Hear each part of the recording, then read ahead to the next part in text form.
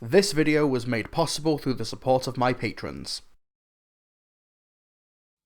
The most precious thing on this earth is the human brain, and yet we allow it to die.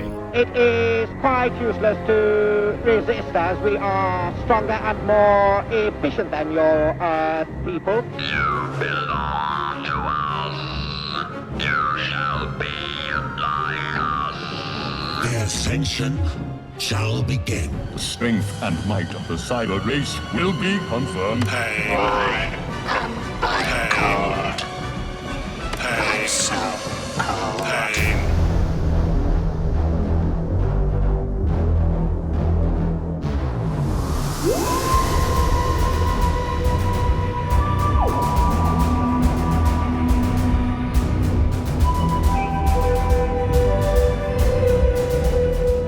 And here we are, folks, the final review installment of Cybersember.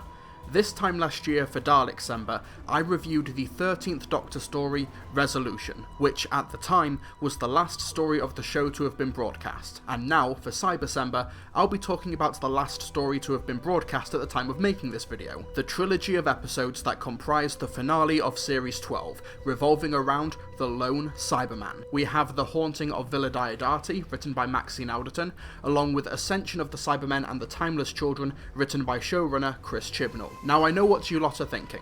Mr. TARDIS, you've already done edited in-depth review of these stories, and you are absolutely correct, so we'll do things a little bit differently here.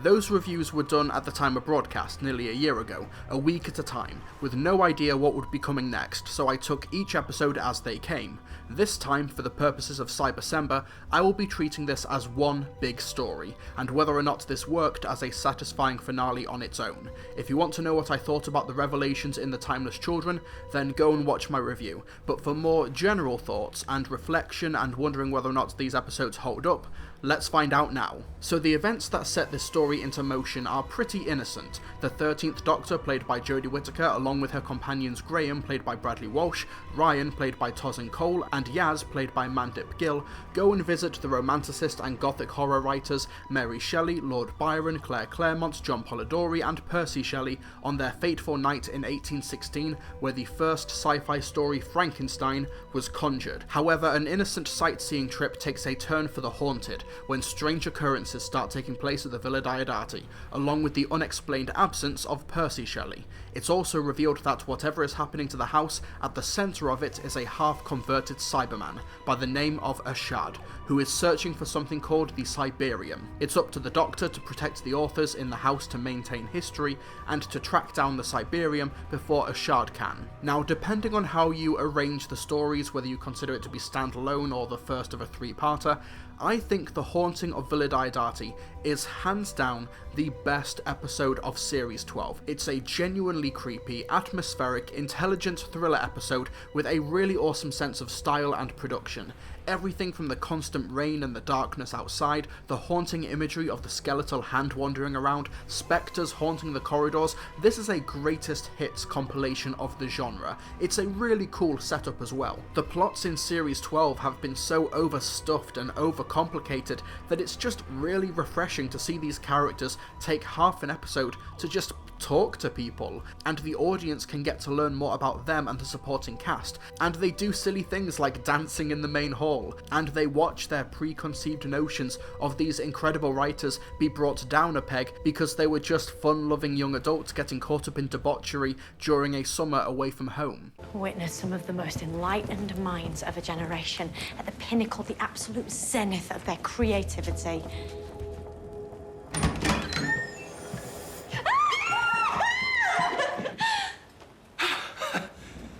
What would you all care to drink?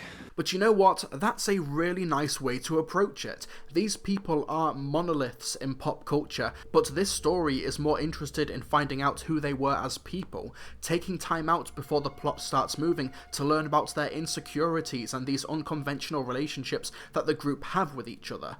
I do think the story could have gone further with their characterizations, like the story does not bring up the child who Shelley lost prematurely only a few years prior. She was apparently haunted by visions and had nightmares about this lost child. So in this episode, when her son William goes missing in the house and she finds nothing but a skull and skeletal hand in the crib, William, my darling. feels like audience members not in the know might be missing some key subtext. This goes for when Ashad confronts Mary Shelley at the end of the episode as well. He says he spared William because he was sickly and weak. William Shelley was an ill child and would die a few years later in 1819. I don't believe this subtext is unintentional. The rest of the script is way too smart and well textured to not have known these implications, but maybe that's the point, only letting those who are well versed in the lives of these creators pick up these elements, but I don't think there's any harm in letting the average everyday audience member in on these character elements. Even the Shakespeare Code took a moment to let us know about the death of Shakespeare's son to the Black Death, and that did not slow down the episode or detract from it. But in terms of this episode's love of the gothic horror, it gets full marks, 10 out of 10. It even has fun with the cliches, like the valet by making him the straight man to some of the nonsense around him, and dropping characters like Ryan and Graham into this setting. Of course they're gonna clash. This is one of the funniest segments in Doctor Who that I have seen in a while. Might want to stop shooting daggers and maybe take a nap, all right? I beg your pardon? He means perhaps you should take a rest. I'm a physician. I'm in rude health. Whatever you say, mate. Did I say choose, sir? Sorry. He does this rather a lot. Choose your weapon! What? Isn't it obvious? He's challenging you to a duel. Oh, look, hey, look, I'm not here to fight anyone, all right? So everyone just calm down. Fletcher, you will be my second. Will Mr. O'Brien be yours? No. Cheers, mate. No, I mean, no. Because there's going to be no duel, I absolutely forbid it. Oh. What's up? I shall return with my pistol. He's getting a gun. This episode really rewards repeat viewings. I love Polidori's reaction to Ryan playing chopsticks on the piano.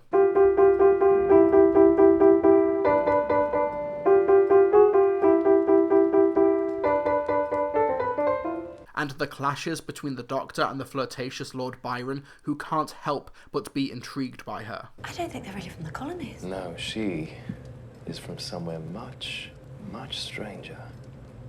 The North. But before we talk about the arrival of Ashad, which happens almost exactly halfway through the episode, I think it's worth bringing up the discourse surrounding the founding premise of this story. Mary Shelley meets the Doctor, has an encounter with a Cyberman, and goes on to write Frankenstein. If that sounds familiar, it's because Big Finish already did something like that with The Company of Friends, and the subsequent 8th Doctor and Mary Shelley side series a few years ago. We covered one of those stories a few days ago for Cybersember, The Silver Turk. Now, putting aside the fact that I think The Haunting of Villa Diodati is better than The Company of Friends, like several times over, no offense to that story, but I do think there is a discussion to be had about emulation in a franchise with ample spin-off media. Personally, I think it's fair game to criticise the TV show for being derivative of the TV show, but I think cross-platform and cross-format is fair game, and this works the other way as well. Just because the 12th Doctor met Robin Hood in Robot of Sherwood in Series 8, does that mean that Big Finish should just never tell that version of that story? Should Dalek, Rise of the Cybermen, and World Enough in Time just not exist because they're borrowing from Big Finish? What about Human Nature from Series 3? Should that just not be told because a book did it first? Yeah, we can compare who did what better, but saying that these stories are just off limits, in my opinion, that's silly and restrictive for everyone involved. And if you're concerned or worried about the canon, seriously, just don't. Doctor Who's canon is already an absolute mess, and it's better if you don't hold the show to such a high standard at the expense of not being able to enjoy or engage with it outside of the confines of the TV series. I suggest you don't worry about this sort of thing and just enjoy yourself. That goes for you all, too. Yes. On the other hand, though, a lot of this discussion is just coming from Not My Doctor detractors who just want any reason to criticise this era. It's still a conversation worth having, and there's no right answer, but it is worth pointing out that many of these people having the conversation have no interest in approaching it in good faith. But let's talk about the Cyberman, who appears shifting through time in these wonderfully composed shots of it glowing in the field outside the villa before making its way into the neighbouring corridor. Obviously, this episode is incredibly well directed, directed, with some lovely lingering shots of the lone Cyberman, allowing the audience to see not too much detail, but being able to get the general concept of this thing being made up of composite cyber parts. The helmet is entirely unique, the left arm is of an early Mondasian, the legs of a Cybersman, etc. Actor Patrick O'Kane is brilliant here as well, with a genuinely scary screen presence and a voice with just the right level of modulation. He is human enough to be expressive, but also converted enough to lose his humanity and have enhanced physical abilities. This is easily the scariest Cyberman in the history of the franchise, and there's just something wrong about hearing a Cyberman read 19th century poetry. There's not one atom of yon earth but once was living man. And for which battle peace. He cherishes the snakes that gnaw his heart. He raises up the tyrant whose delight is in woe. And we even learn that he killed his family for opposing the Cybermen, but we'll talk more about his backstory later. As he struggles to make it to the basement because of Percy Shelley, who's holding onto the Cyberium, which is altering the geography of the villa to protect itself, the Doctor and her fam talk about what to do next, and we get one of the highlights of the 13th Doctor so far. It's not just his life at stake, it's yours. You want to sacrifice yourself for this? You want me to sacrifice you? You want to call it? Do it now. All of you.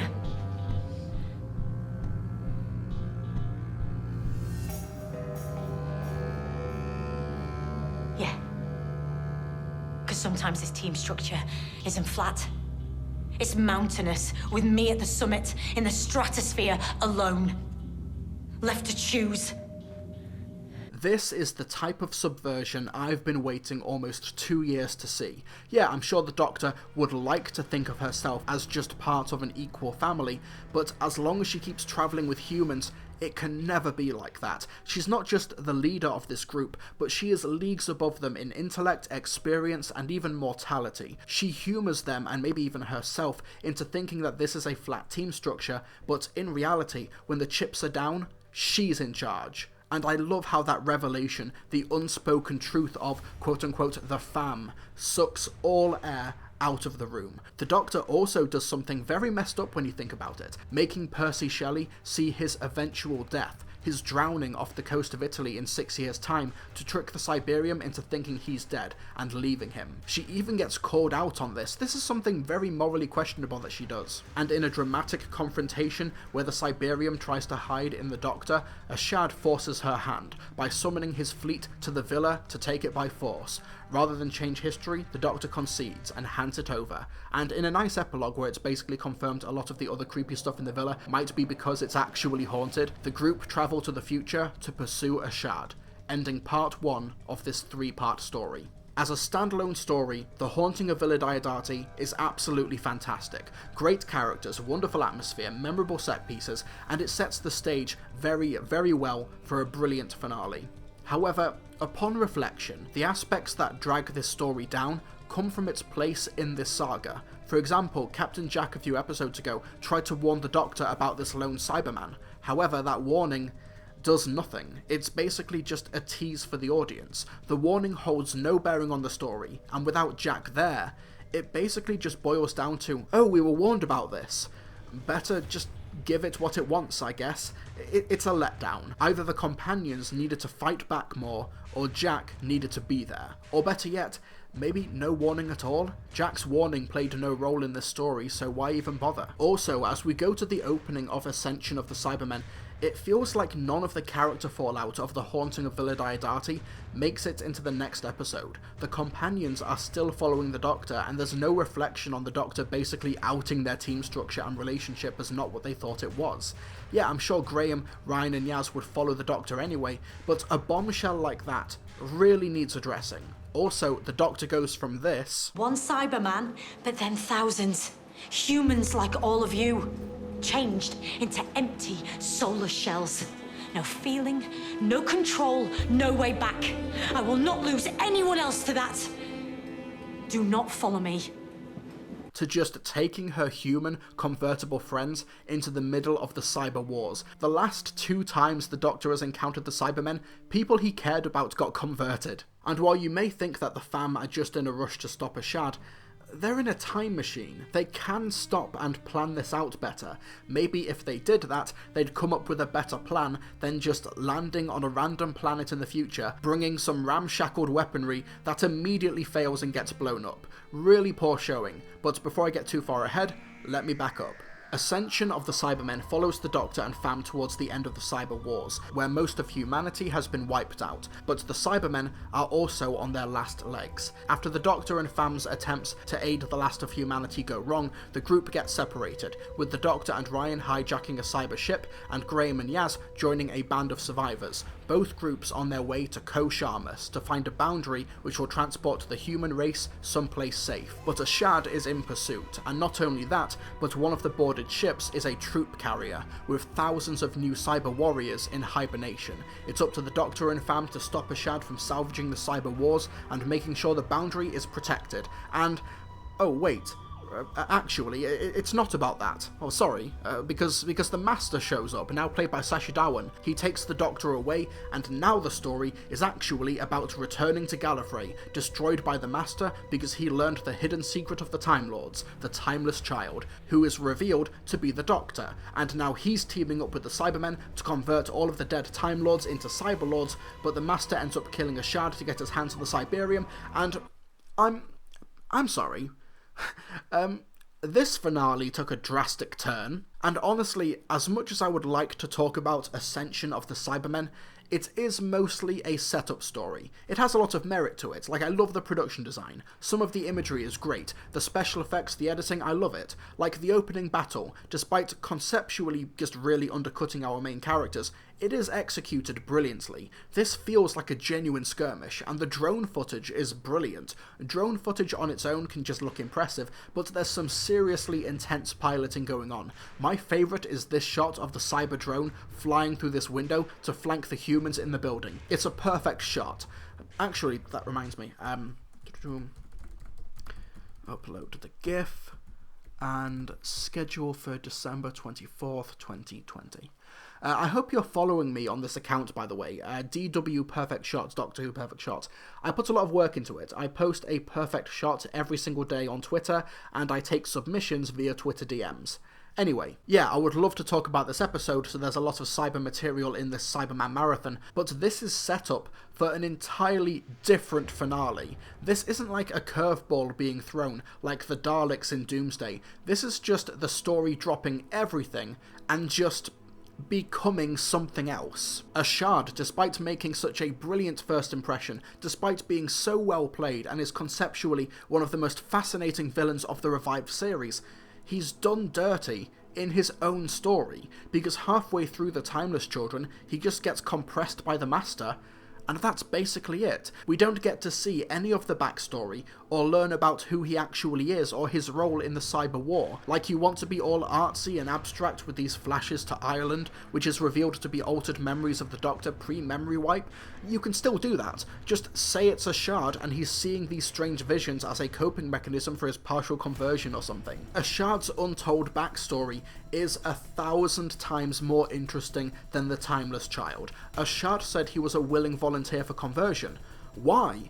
I want to know that story. Those two Cybermen who follow him around, who I will name Cyber Steve and Cyber Jeff for reasons, why do they follow him? If the Cybermen rejected him for conversion, so he has to convert himself more or less, how did he convince these two?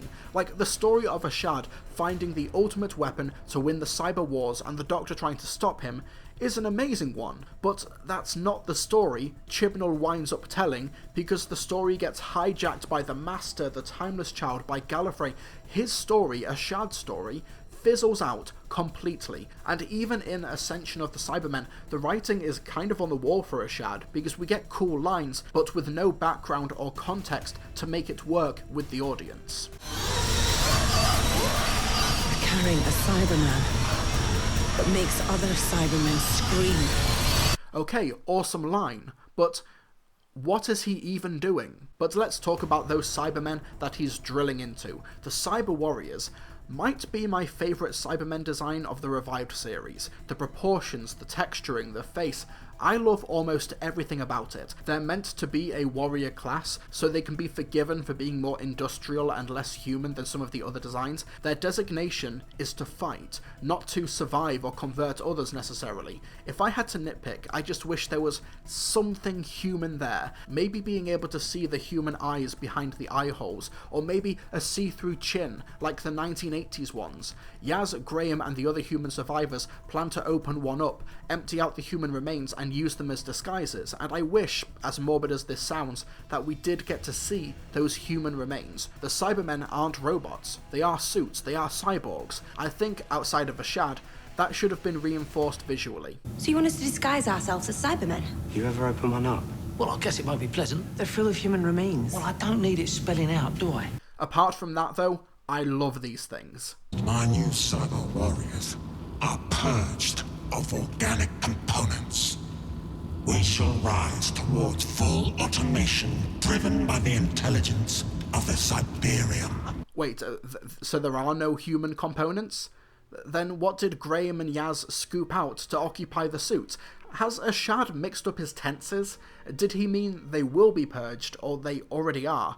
This is a pretty big oversight considering the rules of the Death Particle, a MacGuffin that is just dropped into the story a third of the way through the third installment of this trilogy, is that it will destroy all organic matter. So, will it work against the Cyber Warriors or not? There's a couple of other strange writing mishaps now that I think of it.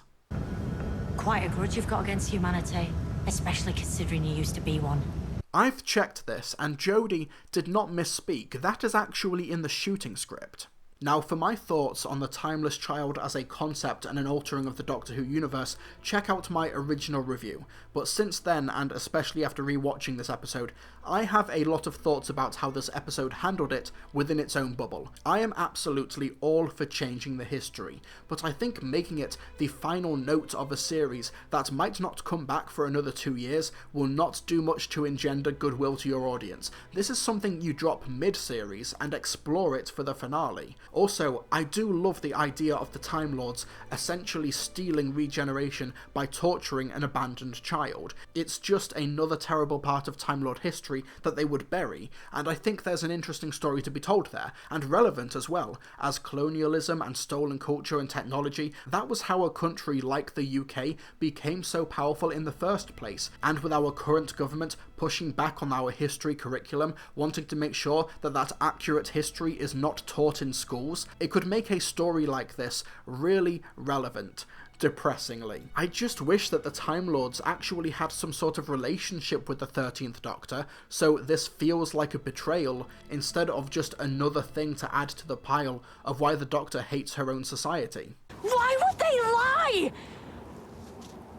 Why would they do that? Doctor, we both know this is not out of character for the Time Lords. I also think the identity of the Timeless Child actually being the Doctor was the least interesting thing they could have done with it. Part of me hopes that there is a retcon and it turns out to be the Master. Now that would be interesting. You could hand-wave this away in future as the Matrix deceiving the Master, or him just misreading it. I know our races have been enemies. I lived through the Great Cyber War. I saw the atrocities perpetrated on your race. I want to help put that right. Why? I feel we have a common interest. If the Timeless Child was the Master, it would make this power dynamic make more sense and hit home more. As of now, I wish my enemies a long and healthy life, so they may witness my many triumphs. And to be fair, I will even defend the execution from people who say that this is just a glorified slideshow, but I think framing the revelation of the Timeless Child through the lens of the Master does salvage it somewhat. It kind of adds a personal tie to the story, but having the Doctor just break out of the Matrix without any external help makes the rest of the cast redundant, and having the story basically say that this will not fundamentally change anything going forward feels like this concept giving itself a handicap before it even leaves the starting gate. For all of this talk of everything that you think you know is a lie. Everything we were told was a lie. Be afraid, Doctor.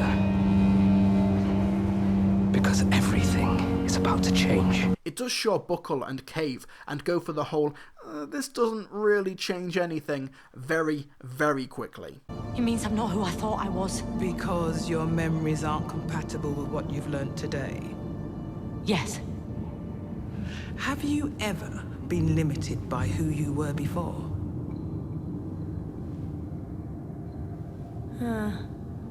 Some fans are pissed off that things have changed at all, but I'm someone who feels let down that things haven't changed enough. Also, speaking of jarring pivots, it's kind of insane to go from standalone Series 11 stories with very little lore or reliance on existing mythology and fanservice to, hey, have you heard about our Lord and Saviours, the Morbius Doctors? I still want to see how these revelations pan out, and I'm not writing off this story point just yet, but as it stands right now, The Timeless Children, the episode, will forever have that stain of mishandling the beginnings of a story thread that could be brilliant, and due to its all-encompassing nature on the universe and the canon, it means the immediate story of the Cyber Wars, Ashad, the Cyberian, the Companions, they all falter. You want to tell a story about the Timeless Child, Chris Chibnall? Then cool. Tell that story. You want to tell the story of Ashad trying to salvage the Cyber Wars and the Doctor and her companions trying to stop him? Awesome. Just don't try and tell both at the same time. Remembrance of the Daleks would not have been improved by adding in the Master and becoming survival in Part 4, you know? You don't salvage Revenge of the Cybermen by splicing in the Deadly Assassin partway through. Stories rarely benefit from that structural cross-contamination. Or maybe you want to tell the story of the Master and the Cybermen invading Gallifrey.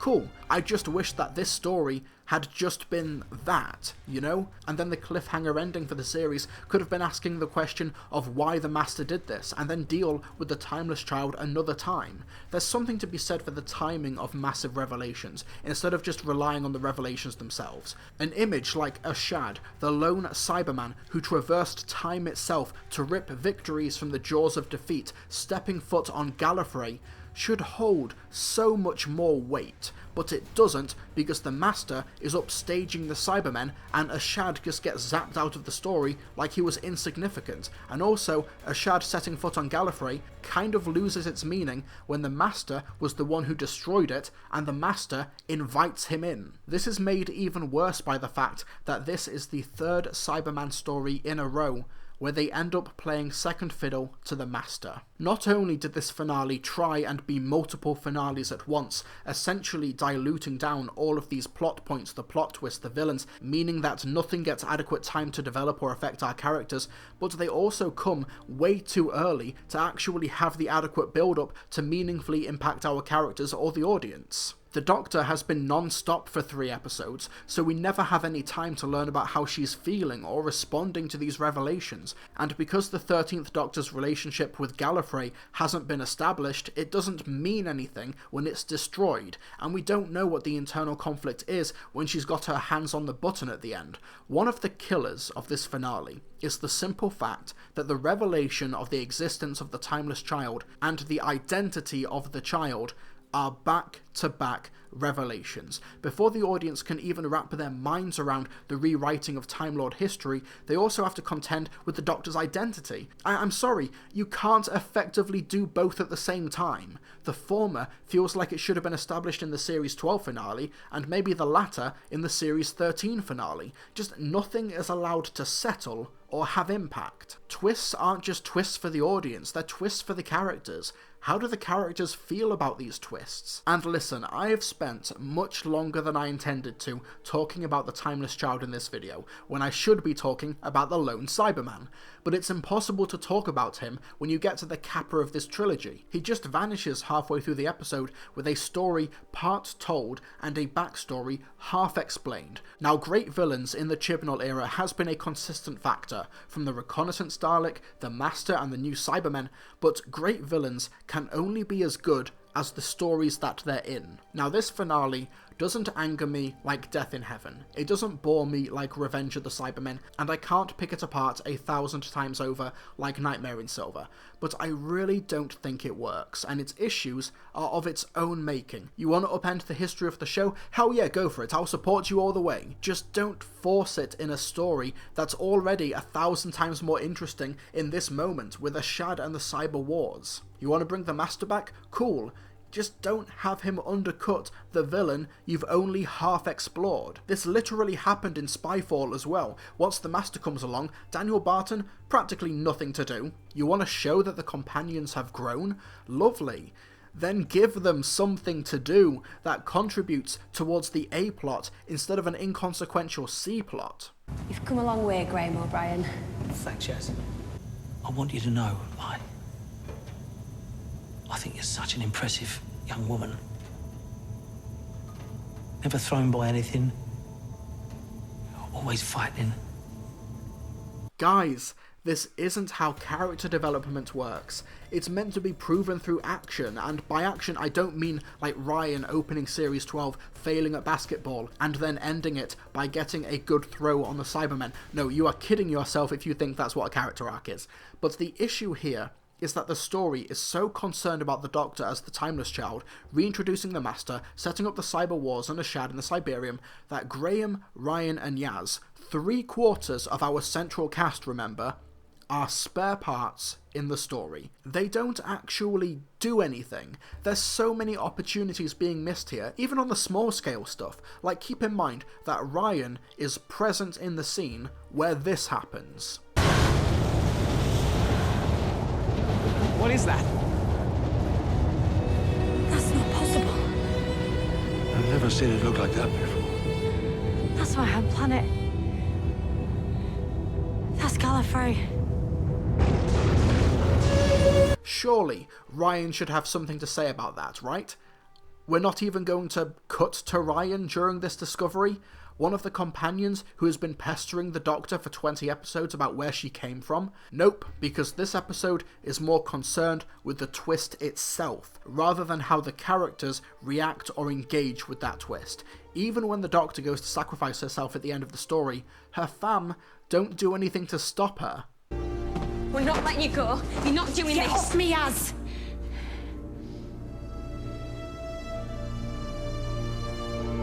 Please.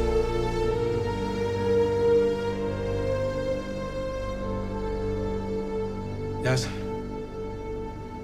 Come on.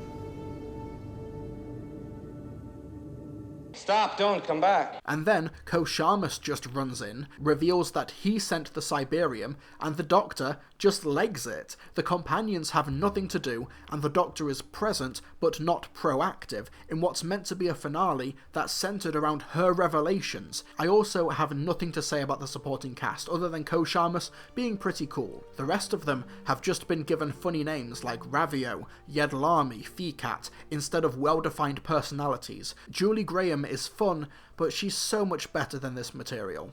The Timeless Children talks like a finale, but it doesn't walk like one, if that makes sense. It has all of the setups that exist in a story like this, but none of the payoff. We're never gonna find her in this lot. Yeah, we are. We're gonna find her and we're gonna rescue her. Yeah, the companions literally do nothing for the rest of the episode. The Doctor breaks herself out of the Matrix, and the companions find her as she wakes up. Still work to do out there. Lives at stake. Armies being born. People need the Doctor. Do they, though? The Doctor doesn't save the day here. She's given the death particle by the Master, and Koshamus uses it. Those glitches of Island you keep seeing, those images, they were buried deep in the Matrix.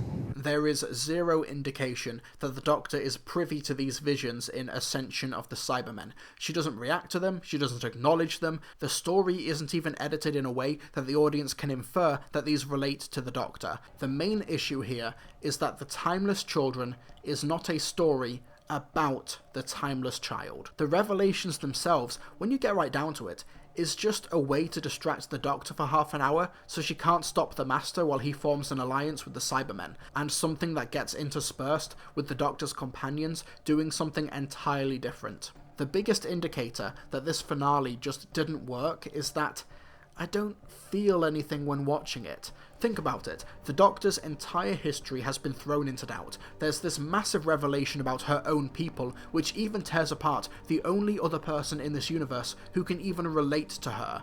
So, why don't I feel anything? Why am I not sad for the Doctor? Why don't I feel the Master's pain? Well, because this story doesn't bother to express it. The actors are brilliant here, but there's nothing for them to work with here. The Doctor's arc in this story basically boils down to her telling herself that she is who she always knew that she was. That one question that's nagging at you. The one thing he said that you didn't understand. The one thing who said? This is just your memory. I can't give you any new information. We should have seen this coming as well, when none of the character fallout from the Haunting of Villa Diodati got explored in Ascension of the Cybermen. In retrospect, that was a sign of things to come. No need to develop characters or explore them emotionally, let's just move. In the moment, that can work, but in hindsight, it makes for a finale that feels really hollow. It's even more disappointing because Chibnall has assembled a team of incredibly talented writers who in Series 11 and Series 12 have made attempts to explore the characters and the fam. It Takes You Away, Can You Hear Me, Nikola Tesla's Night of Terror, Demons of the Punjab, etc.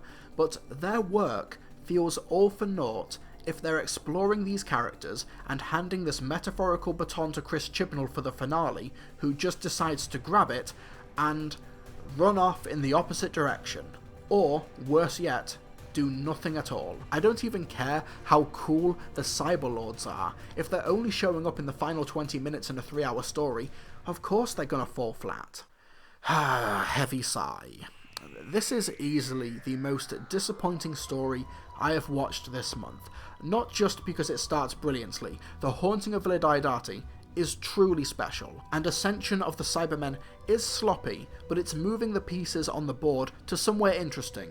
And then, the Timeless Child just bursts into the room, flips the board over, and reveals that we're playing Jenga now. And no, not that we've been playing Jenga all along, but that now we're playing Jenga, regardless of what you were playing before. It's disappointing because this finale that starts with the Doctor just wanting to visit Mary Shelley and winding up at the end of the Cyber Wars, that idea is great. I love the idea of a finale that upends Time Lord history and we get this personal grudge between the Doctor and the Master. But doing all of these elements together, I'm sorry, but this story's shortcomings are entirely of its own design. There was no reason to structure it like this. The actual Timeless Child story arc, which will surely play out in subsequent seasons, could be great, but it's forever tethered to a story that didn't even think it justified its own space and time in its own setup episode. The Timeless Child deserved better. Whoever it turns out to be in the long run, it justified a story all of their own, and it will be a stain on the franchise that they never got it. And the Lone Cyberman deserved better. He deserved a story all of his own, and it will be a stain on the franchise that he never got it. And that's every televised Cyberman story in the history of Doctor Who, and a few expanded universe ones along the way. Sorry to end on a bit of a downer note, but I work with what I'm given. But let's have some fun tomorrow. We're gonna break down all of the cameo appearances of the Cybermen throughout the series, and for a bit of fun, we're gonna rank all of the televised Cybermen stories from worst to best. Merry Christmas to all, and to all a good night. I'll see you tomorrow.